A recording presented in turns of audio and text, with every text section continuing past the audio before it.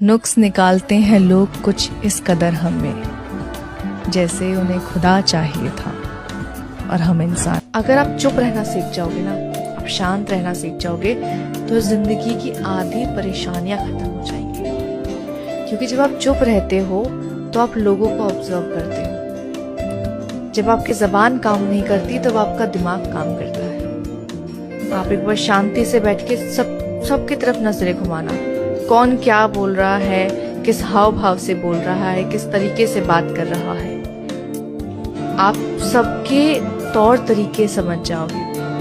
और जब आप तौर तरीके समझ जाओगे तो आप इंसान को समझ जाओगे, और फिर आपको पता लगेगा कि इंसान अच्छा है या बुरा है, और आपकी जिंदगी अपने आप बेहतर हो जाएगी। ऊपर वाला भी जब आपको बहुत बड़ा जिम्मेदारी देने वाला होता है ना, तो पहले सोचता है कि इसका थोड़ा टेस्ट कर ले। बहुत लोग टेस्टे में भाग जाते हैं, ये भगवान हमरा काहे लिए तुम मुसीबत लाया। चीजों से घबराना नहीं चाहिए किसी को।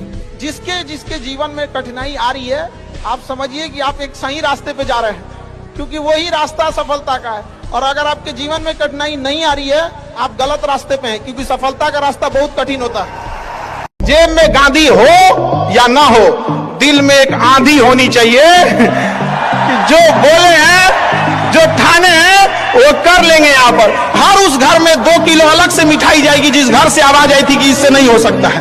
अलग से एकदम तारीफ करने वालों की कमी हो जाए, जलने वालों की कमी नहीं होना चाहिए।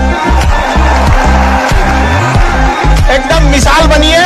ठोकरें आएंगी, लगेगी ठोकरें, उसी को ठोकर लगती है जो चलता है, और ठोकर नहीं लगेगी तो नहीं आगे बढ़ सकते हैं। कामचोरों से तो इंडिया परेशान है, जो कुछ नहीं करता वो भी संडे को आराम करता है। अरे तोरे लिए कोची का संडे यार।